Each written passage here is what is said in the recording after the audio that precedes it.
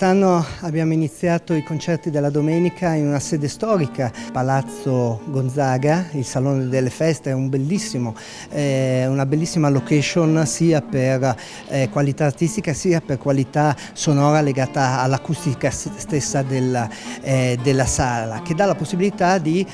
organizzare concerti molto particolari di musica da camera. Quest'anno sono stati estremamente vari, abbiamo avuto sempre il tutto esaurito e chiudiamo questa serie di 4 concerti qua a volta con il grandissimo chitarrista Giulio Tampalini in un programma estremamente virtuoso.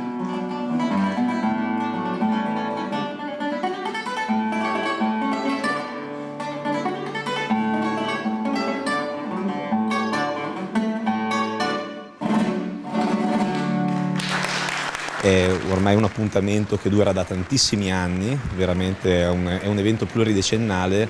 e continueremo in questa linea con il maestro Maffizzoni e poi anche con altri eventi, che oggi è l'ultimo evento di chiusura dei concerti della domenica, ma noi già la settimana prossima continueremo con spettacoli, avremo Cene con Delitto, avremo altri concerti, avremo Biagio Bagini della banda Osiris e così via, poi per tutta l'estate e per tutto l'anno con questo stile. Approfitto per ringraziare il maestro Maffizzoni per i grandi artisti che ha portato a Volta Mantovana e ringrazio tutti quelli che ci vengono sempre a trovare a Volta e a Palazzo Gonzaga per i tanti eventi che proponiamo e che facciamo.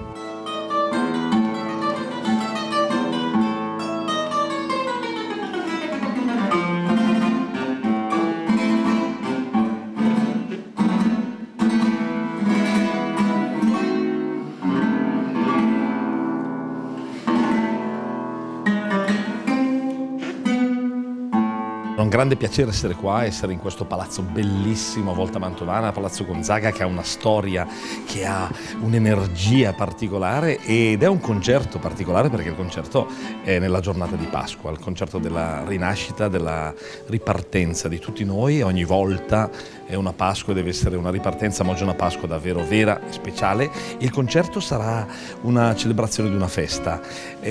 musica di tutto il mondo, di tutta Europa, musica dal passato, musica di oggi, insomma un grande viaggio nella storia, direi nella vita, nel cuore della chitarra classica.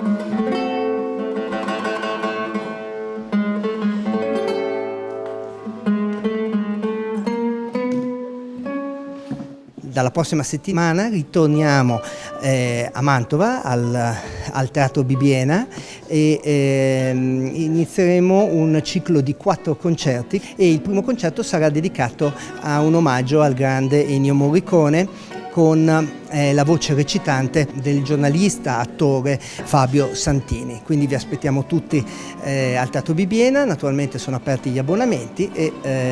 buona musica a tutti e buona Pasqua.